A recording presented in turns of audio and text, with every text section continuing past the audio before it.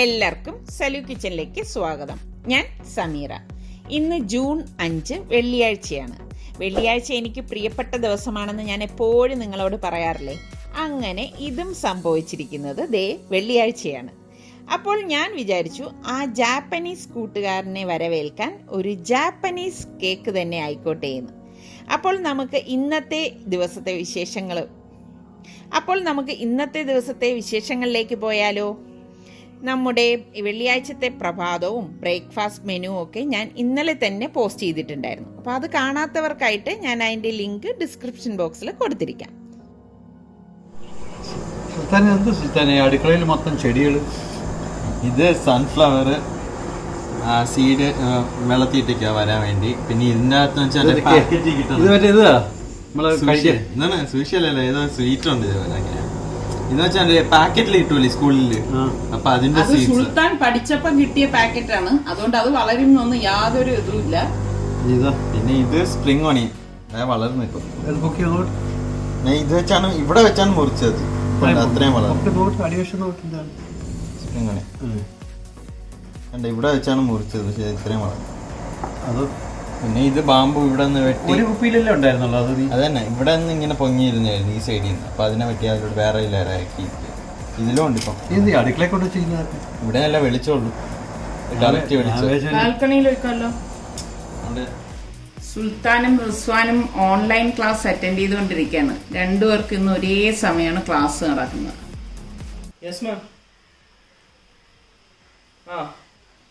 Notes send ചെയ്ത്.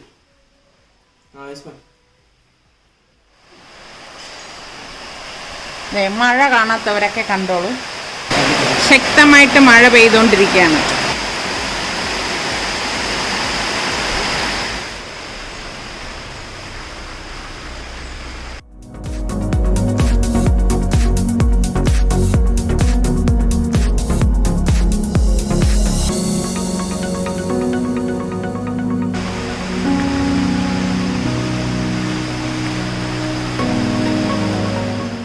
നിസാറിക്കായ ഓഫീസിലേക്ക് യാത്രയാക്കിയ ശേഷം ഞാൻ അടുക്കളയിലേക്ക് വന്ന് കേക്ക് ഉണ്ടാക്കാമെന്ന് വിചാരിച്ചു.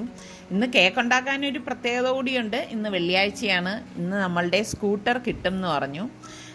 അപ്പോൾ ഇന്ന് ഞാൻ ജാപ്പനീസ് കേക്കാണ് തയ്യാറാക്കുന്നത്.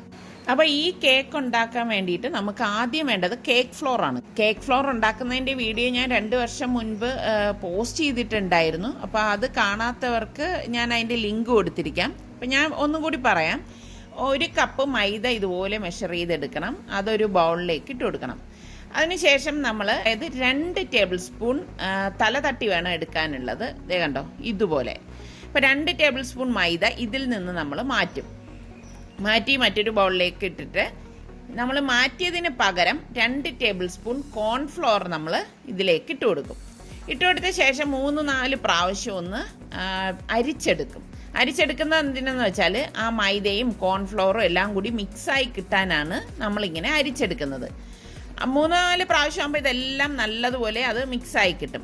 ആ ഒരു ഫ്ലോറിനെയാണ് നമ്മൾ കേക്ക് ഫ്ലോർ എന്ന് പറയുന്നത്. അപ്പോൾ ഈ കേക്ക് ഫ്ലോർ വെച്ചിട്ടാണ് നമ്മൾ ഈ കേക്ക് തയ്യാറാക്കുന്നത്. ഈ കേക്ക് ഉണ്ടാക്കാൻ വേണ്ടിയിട്ട് നമുക്കിവിടെ 3/4 കപ്പ് കേക്ക് ഫ്ലോർ വേണം. ഞാനിവിടെ 1/2യുടെയും 1/4ന്റെയും കപ്പാണ് എടുത്തിരിക്കുന്നത്. മെഷർ ചെയ്ത് ലെവൽ കപ്പാക്കിയാണ് നമ്മളിത് എടുക്കുന്നത്. അപ്പോൾ ഈ 3/4 കപ്പ് കേക്ക് ഫ്ലോർ നമ്മൾ ഒരു ബൗളിലേക്ക് ഇട്ട് കൊടുക്കും. ഇനി നമുക്ക് ഇതുപോലെ ഒരു പാത്രം എടുക്കണം. ഇതിനുള്ളിലേക്ക് ഒരു ബൗൾ ഇതുപോലെ ഒന്ന് ഇറക്കി വെച്ച് കൊടുക്കണം. ഇതിലേക്ക് ഞാനിവിടെ 100 ഗ്രാമിൻ്റെ റൂം ടെമ്പറേച്ചർ ബട്ടറാണ് ഇട്ട് കൊടുക്കുന്നത്. പിന്നെ ഞാനിവിടെ 1/3 കപ്പ് പാലെടുത്തിട്ടുണ്ട്. ഇതിപ്പം ചൂടാക്കിയ പാലൊന്നും അല്ല കേട്ടോ. ഇതിപ്പോൾ നോർമൽ മിൽക്കാണ് ഞാനിവിടെ എടുത്തിരിക്കുന്നത്. അത് ഇതിലേക്ക് ഒഴിച്ചു കൊടുക്കാം. ഇനി നമുക്ക് തിളച്ച വെള്ളം ഒഴിച്ചു കൊടുക്കണം. തിളച്ച വെള്ളം തന്നെ ഒഴിച്ചു കൊടുക്കണം കേട്ടോ. എന്നിട്ട് നമുക്ക് ഈ ബൗൾ ഇതുപോലെ ഇതിനുള്ളിലേക്ക് ഇറക്കി കൊടുക്കാം. നന്നായിട്ടൊന്ന് വിസ്ക് ചെയ്തെടുക്കാം. ഇതുപോലെ ഒരു ഹാൻഡ് വിസ്കോ ഫോർക്കോ കൊണ്ട് ഒന്ന് വിസ്ക് ചെയ്തെടുത്താൽ മതി. ഈ പാത്രത്തിലേക്ക് തിളച്ച വെള്ളം തന്നെ ഒഴിക്കണം കേട്ടോ. എങ്കിൽ ആ ഒരു കറക്റ്റ് ഒരു കൺസിസ്റ്റൻസി നമുക്ക് കിട്ടത്തുള്ളൂ. കണ്ടോ, ഇപ്പം നമുക്ക് ഈസി ആയിട്ട് ഇത് ഇളക്കിയെടുക്കാൻ സാധിക്കും. ചൂടുവെള്ളം ആയതുകൊണ്ട് തന്നെ പെട്ടെന്ന് നമുക്കിത് മെൽറ്റാവും. ഓൾറെഡി റൂം ടെമ്പറേച്ചറിലുള്ള ബട്ടർ ആയിരുന്നു. കണ്ടോ, ഇതിവിടെ നന്നായിട്ട് മിക്സായി വന്നിട്ടുണ്ട്. ഇത്രയേ ഉള്ളൂ. അപ്പോൾ ഇത് നമുക്കിനി മാറ്റി വെക്കാം. ഇങ്ങനെ വെക്കണം. ആ വെള്ളത്തിൽ തന്നെ വെച്ചേക്കരുതേ, അത് പ്രത്യേകം ശ്രദ്ധിച്ചേക്കണം. വെള്ളത്തിൽ തന്നെ വെച്ചിരുന്നാൽ ഉള്ള പ്രശ്നം എന്താ വെച്ചാൽ വെന്തു പോകും. അപ്പോൾ ഇങ്ങനെ ഒന്ന് നന്നായിട്ടൊന്ന് മിക്സ് ചെയ്തെടുക്കണം. പിന്നെ നമ്മൾ ഇതിലേക്ക് 4 മുട്ടയാണ് ചേർക്കുന്നത്. 4 മുട്ട ഞാൻ മുട്ടയുടെ വെള്ളയും മഞ്ഞയും സെപ്പറേറ്റ് ചെയ്താണ് എടുക്കുന്നത്. അത് പ്രത്യേകം ശ്രദ്ധിക്കണം കേട്ടോ. മുട്ടയുടെ വെള്ളയിലേക്ക് ഒട്ടും മുട്ടയുടെ മഞ്ഞ വീഴാൻ പാടില്ല. ഇങ്ങനെ സെപ്പറേറ്റ് ചെയ്ത് എടുക്കാം നമുക്ക്. നമ്മൾ ഈ എടുത്തു വെച്ചിരിക്കുന്ന കേക്ക് ഫ്ലോറിലേക്ക് ഞാനിവിടെ 1/4 ടീസ്പൂൺ ഉപ്പാണ് എടുത്തിരിക്കുന്നത്. ഈ ഉപ്പിട്ടിട്ട് ഒന്ന് മിക്സ് ചെയ്ത് കൊടുക്കണം. അതിനുശേഷം നമ്മൾ ഈ മിക്സ് ചെയ്ത് വെച്ചിരിക്കുന്ന ബട്ടറിൻ്റെയും മിൽക്കിൻ്റെയും മിക്സിംഗ് ഇല്ലേ, അത് കുറേശ്ശെ ഇതിലേക്ക് ഒഴിച്ചിട്ട് ഒന്ന് മിക്സ് ചെയ്ത് കൊടുക്കണം. കുറേശ്ശെ ഒഴിച്ചിട്ട് വേണം ഇതുപോലെ മിക്സ് ചെയ്ത് എടുക്കാനുള്ളത്. ഇതുപോലെ മിക്സായ ശേഷം നമ്മൾ ഈ മുട്ടയുടെ മഞ്ഞ ഓരോന്നിട്ടിട്ട് നമുക്കിത് ഇളക്കിയെടുക്കണം. ഒരുമിച്ചെല്ലാം കൂടി ഇടരുത് കേട്ടോ. ഓരോന്നിട്ട് നല്ലതുപോലെ മിക്സ് ചെയ്ത് യോജിച്ച ശേഷമേ അടുത്ത മഞ്ഞക്കരു നമ്മൾ ഇതിലേക്ക് ഇടാവൂ. ഇങ്ങനെ ഈ 4 മഞ്ഞക്കരുവും നമുക്ക് ഇതുപോലെ മിക്സ് ചെയ്തെടുക്കണം. ശരിക്കും ഇങ്ങനെ ഇളക്കിയെടുക്കുമ്പോൾ നല്ലൊരു സ്മൂത്ത് ബാറ്റർ ആവും. ഇതേ കണ്ടോ, ഈ ഒരു കൺസിസ്റ്റൻസി ആവും. ഇത് നല്ലതുപോലെ മിക്സ് ചെയ്ത ശേഷം ഞാൻ ഇതിലേക്ക് 1 ടീസ്പൂൺ വനില എസൻസും 1 ടേബിൾ സ്പൂൺ പഞ്ചസാരയും കൂടി ഇട്ട് കൊടുക്കുകയാണ്. പൊടിച്ച പഞ്ചസാരയൊന്നും അല്ല കേട്ടോ ഞാനിവിടെ ഇട്ടിരിക്കുന്നത്. എന്നിട്ട് ഇത് നന്നായിട്ടൊന്ന് ഇളക്കി കൊടുക്കും. ഇളക്കി കൊടുത്ത ശേഷം ഇതൊന്ന് മാറ്റി വെക്കും. എന്നിട്ട് നമ്മൾ മുട്ടയുടെ വെള്ളം ഒന്ന് ബീറ്റ് ചെയ്തെടുക്കും. സ്ലോ സ്പീഡിൽ ഇട്ടിട്ടാണ് നമ്മൾ സ്പീഡ് കൂട്ടി ഇത് ബീറ്റ് ചെയ്തെടുക്കുന്നത്. പിന്നെ ഞാനിവിടെ 1/3 കപ്പ് പഞ്ചസാര എടുത്തിട്ടുണ്ട്. അതും പൊടിച്ച പഞ്ചസാരയൊന്നും അല്ല ഞാനിവിടെ എടുത്തിരിക്കുന്നത്. ഈ പഞ്ചസാര ഇതിലേക്ക് ബീറ്റ് ചെയ്യുന്നതിനോടൊപ്പം കുറേശ്ശെ ഇട്ടിട്ട് ബീറ്റ് ചെയ്യാണ് ചെയ്യുന്നത്. അപ്പോൾ ഇതാണ് ഈ മുട്ട വെള്ള ബീറ്റ് ചെയ്യുന്നതിൻ്റെ ഒരു കൺസിസ്റ്റൻസി എന്ന് പറയുന്നത്. അപ്പം ഇങ്ങനെ മുട്ട വെള്ള നമ്മൾ ഇതുപോലെ ഫ്ലഫി ആയിട്ട് ബീറ്റ് ചെയ്തെടുക്കുന്നത് കൊണ്ടാണ് ഈ കേക്കിലേക്ക് നമ്മൾ ബേക്കിംഗ് പൗഡറോ ബേക്കിംഗ് സോഡയോ ഒന്നും ചേർക്കാത്തത് കേട്ടോ. അപ്പം ഞാൻ ഇത് കാണിച്ചു തരാം എങ്ങനെയാണ് ഇതിൻ്റെ പരുവം നമ്മൾ അറിയുന്നതെന്ന്. നമ്മൾ ഈ ബൗൾ ഇതുപോലെ ഒന്ന് കമഴ്ത്തി കൊടുക്കണം. കമഴ്ത്തി കൊടുക്കുമ്പോൾ ഇതൊട്ടും താഴേക്ക് വീഴില്ല കേട്ടോ. അപ്പോൾ അത്ര നല്ല ഫ്ലഫി ആയിട്ട് വന്നതുകൊണ്ടാണ് ഇത് താഴേക്ക് പോകാത്തത്. ഇനി നമ്മൾ ഈ ഫ്ലഫി ആക്കി വെച്ചിരിക്കുന്ന മുട്ടയുടെ വെള്ളയിൽ നിന്ന് കുറച്ച് ഈ മുട്ടയുടെ മഞ്ഞ അടിച്ച് വെച്ചിരിക്കുന്നില്ലേ, അതിലേക്ക് ഇട്ടിട്ട് പതുക്കെ ഒന്ന് പത അടങ്ങാതെ ഒന്ന് ഇളക്കി കൊടുക്കും. അതൊന്ന് ലൂസാക്കിയ ശേഷം നമ്മൾ ഇത് ഫുള്ളായിട്ട് നമ്മൾ ഈ മുട്ടയുടെ വെള്ളയിലേക്ക് ഒഴിച്ചിട്ട് പതുക്കെ ഒന്ന് ഫോൾഡ് ചെയ്തെടുക്കുകയാണ് ചെയ്യുന്നത്. വല്ലാതെ സ്പീഡിൽ നമ്മളിത് ഫോൾഡ് ചെയ്തെടുക്കരുത്. സ്ലോലി വേണം നമ്മളിത് ഫോൾഡ് ചെയ്തെടുക്കാനുള്ളത്. ഇതുപോലെ ഒരു സ്പാച്ചിലയോ വിസ്കോ കൊണ്ട് പതുക്കെ ഒന്ന് ഫോൾഡ് ചെയ്തെടുത്താൽ മതി. ഇതാണ് ഈ ഒരു ബാറ്ററിൻ്റെ കൺസിസ്റ്റൻസി എന്ന് പറയുന്നത്. അപ്പം ഞാനിവിടെ ഒരു കേക്ക് ടിൻ എടുത്തിട്ടുണ്ട്. 18 സെൻറ്റിമീറ്ററിൻ്റെ കേക്ക് ടിന്നാണ് ഞാനിവിടെ എടുത്തിരിക്കുന്നത്. അപ്പോൾ ഇതിനകത്ത് ഞാൻ ഇതുപോലെ ഒരു ബട്ടർ പേപ്പർ വെച്ചിട്ടുണ്ട്. അപ്പം ഇതിനുള്ളിലേക്ക് നമ്മൾ ഈ തയ്യാറാക്കി വെച്ചിരിക്കുന്ന ബാറ്റർ ഒഴിച്ചു കൊടുക്കാം. എന്നിട്ട് നന്നായിട്ടൊന്ന് ടാപ്പ് ചെയ്ത് കൊടുക്കണം. എയർ ബബിൾസ് ഒക്കെ ഉണ്ടെങ്കിൽ പോകാനാണ് നമ്മളിങ്ങനെ ടാപ്പ് ചെയ്ത് കൊടുക്കുന്നത്. അപ്പം ഈ കേക്ക് നമ്മൾ ഇന്നിപ്പോൾ ഓവനിലല്ല തയ്യാറാക്കി എടുക്കുന്നത്. എൻ്റെ വ്യൂവേഴ്സിന് എല്ലാവർക്കും ഉണ്ടാക്കിയെടുക്കാൻ സൗകര്യത്തിന് വേണ്ടിയിട്ട് ഈ കേക്ക് ഇന്ന് ഞാൻ ഗ്യാസ് സ്റ്റോപ്പിൽ വെച്ചിട്ടാണ് റെഡിയാക്കുന്നത്. അപ്പോൾ വലിയ ഒരു പാൻ എടുക്കണം. നമ്മൾ ഉപയോഗിക്കാത്ത പാൻ എടുക്കുന്നതായിരിക്കും ബെറ്റർ കേട്ടോ. അതിനുശേഷം അതിനുള്ളിലേക്ക് ഒരു റിങ് വെച്ച് കൊടുത്തിട്ട് ഇതുപോലെ അതിനുള്ളിൽ ഇറങ്ങുന്ന മറ്റൊരു പാൻ വെച്ച് കൊടുക്കണം. വെച്ച് കൊടുത്ത ശേഷം ഇതിലേക്ക് നമ്മൾ തിളച്ച വെള്ളം ഒഴിച്ചു കൊടുക്കും. നമ്മൾ ഈ അകത്ത് വെക്കുന്ന പാനിലാണ് തിളച്ച വെള്ളം ഒഴിച്ചു കൊടുത്തിരിക്കുന്നത് കേട്ടോ. തിളച്ച വെള്ളം തന്നെ ഒഴിച്ചു കൊടുക്കണം. അതിനുശേഷം ഈ കേക്ക് ടിന്ന് നമ്മൾ ഇതിനുള്ളിലേക്ക് ഇറക്കി കൊടുക്കണം. ഇതുപോലെ ഇറക്കി കൊടുത്ത ശേഷം ലിഡ് കൊണ്ട് ഇതങ്ങ് കവർ ചെയ്യണം. അതായത് നല്ല ടൈറ്റായിട്ടിരിക്കണം കേട്ടോ. ഒട്ടും അതിനുള്ളിലെ സ്റ്റീമൊന്നും വെളിയിൽ പോകാത്ത രീതിയിൽ വേണം നമ്മളിത് ടൈറ്റ് ചെയ്തുള്ള ലിഡ് കൊണ്ട് കവർ ചെയ്യേണ്ടത്. അപ്പം ഇതിന് പറയുന്നതാണ് വാട്ടർ ബാത്ത് ബേക്കിംഗ്. നമ്മൾ ഓവനിലാണെങ്കിലും ഈ ഒരു രീതിയിൽ തന്നെയാണ് നമ്മൾ ഈ കേക്ക് ബേക്ക് ചെയ്തെടുക്കുന്നത്. ഇതൊരു ജാപ്പനീസ് കേക്കാണ് കേട്ടോ.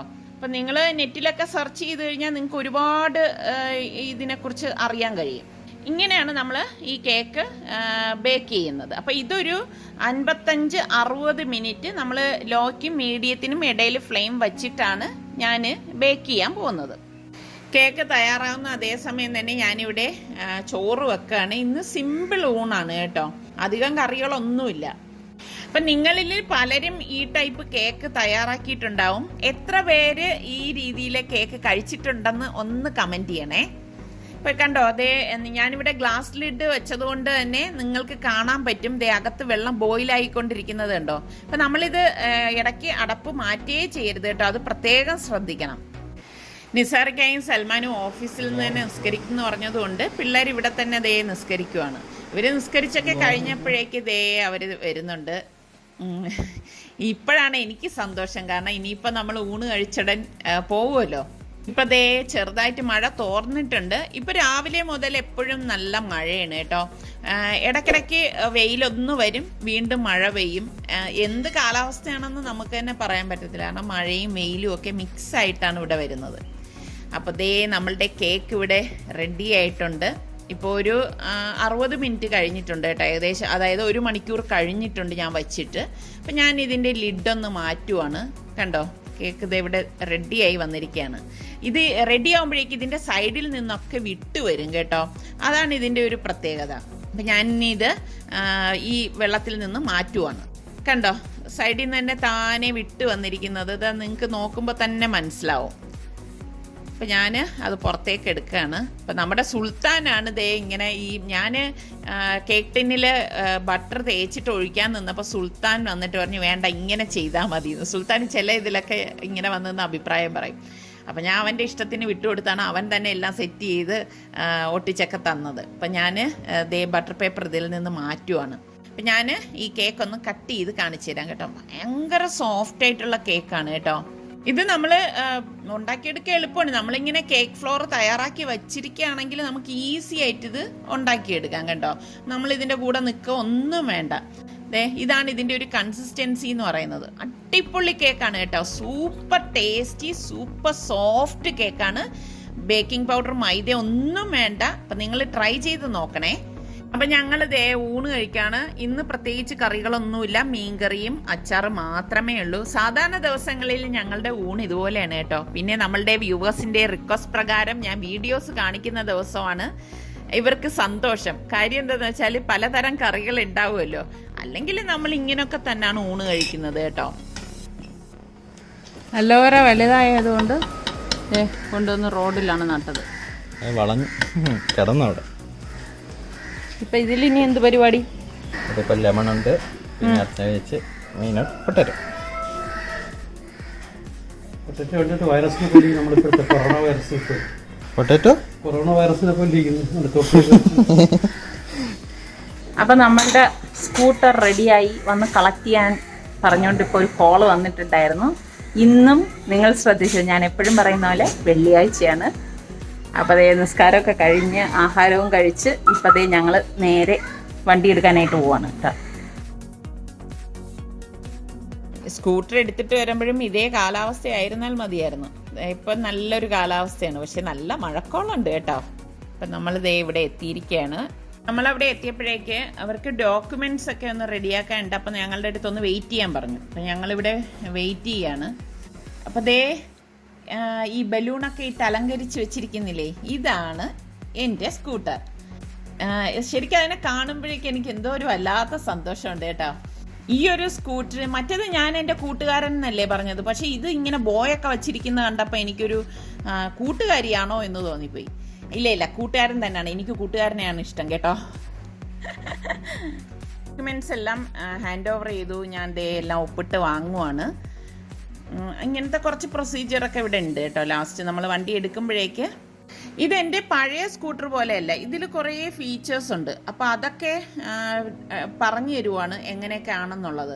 അപ്പോൾ ഇതിൽ എല്ലാം നമ്മുടെ കാറിലതുപോലെ ബട്ടൺ പ്രസ് ചെയ്യുമ്പോഴാണ് കാര്യങ്ങളെല്ലാം, അതായത് പെട്രോൾ ടാങ്ക് ഓപ്പൺ ആകുന്നതും സീറ്റ് ഓപ്പൺ ആകുന്നതൊക്കെ. അങ്ങനെ ഇതിൻ്റെ പ്രധാന ചടങ്ങായ കീ ഹാൻഡ് ഓവർ ചെയ്യുകയാണ്. പരിസ്ഥിതി ദിനത്തിന്റെ ഭാഗമായിട്ട് അതേ ഒരു ചെടി നട്ടിരിക്കണം. ഒരു സ്കൂട്ടർ വാങ്ങിയാൽ ഒരു ചെടി നടുക എന്നുള്ളതാണ്.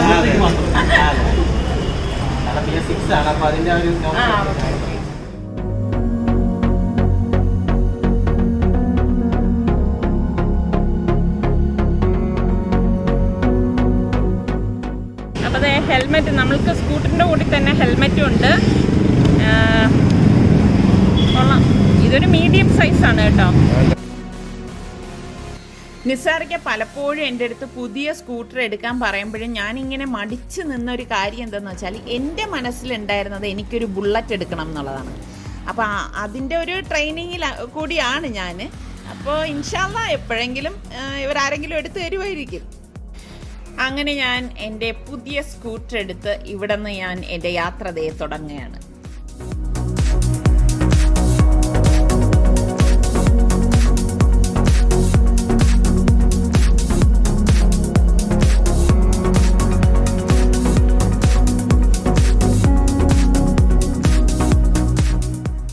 നല്ല മഴ പെയ്യാനുള്ള ചാൻസ് ഉണ്ട്. കാർമേഘമൊക്കെ ഉണ്ട്.